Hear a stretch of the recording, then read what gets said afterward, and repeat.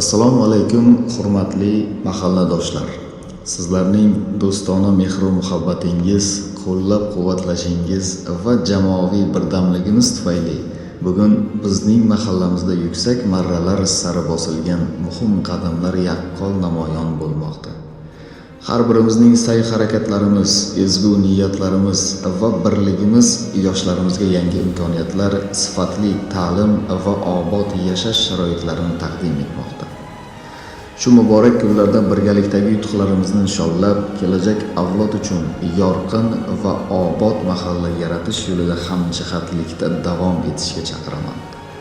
Men Qo'shtamg'oli mahalla fuqarolar yig'ini raisi Mirzanov Aziz Shirinboyevich shunday yuksak salohiyatli, fidoyi va barqaror mahallaga rahbarlik qilayotganimdan cheksiz faxrlanaman.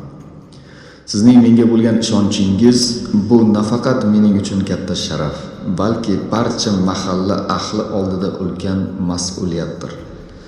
Ushbu ishonchni doimo munosib tarzda ado etishga harakat qilaman. Bugun Qo'shtamg'oli, Qorakissa, Qo'rg'on, Tepalik, Uchog'och, Narzilobod va Chinoq kabi taraqqiyot sari intilayotgan qishloqlarning birlashuvi biz uchun katta imkoniyatlar eshigini ochmoqda. Chinoq, Qo'shtamg'oli, Qorakissa va Qo'rg'on qishloqlari avvaldan tashabbusli budjet loyihalarida faol qatnashib, tumanimizda doimo oldingi o'rinlarni egallab kelmoqda. Quvonarlisi shundaki, 2025-yil 28-iyun kuni Chinoq qishlog'ida joylashgan 57-maktab o'quvchilari uchun maktab avtobusi topshirilib, 4 kilometr uzoqlikdagi bolalarni olib kelish bilan o'z xizmatini boshladi. 2025-yil 30-iyun kuni esa Qorakissa qishlog'idagi 60-maktab ham maktab avtobusi bilan ta'minlandi va 3 kilometr masofadan o'quvchilarni olib kelish xizmatini boshlab berdi.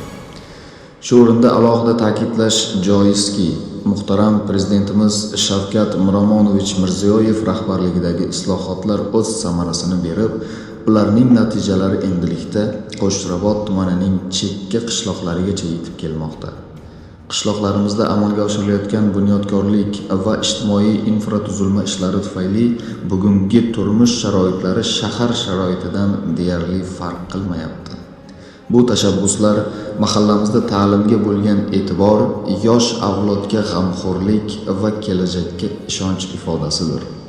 Bunday yutuqlarning zamirida albatta mahalla aholisi, faxriy nuroniylar va xotin-qizlar, fidokor ustozlar, maktab ma'muriyati, faol jamoatchilik vakillarining birgalikdagi sa'y-harakatlari mujassam. Keling, kelgusidagi ishlarda ham mahalla, maktab va jamoatchilik, ya'ni barcha qishloq faollari bir yoqadan bosh chiqarib, mahallamiz ravnaqi yo'lida fidoyilik bilan hissa qo'shishda davom etaylik. Hurmat bilan Qo'shtamg'oli mahalla fuqarolar yig'ini raisi Mirzanov Aziz Shirinboyevich.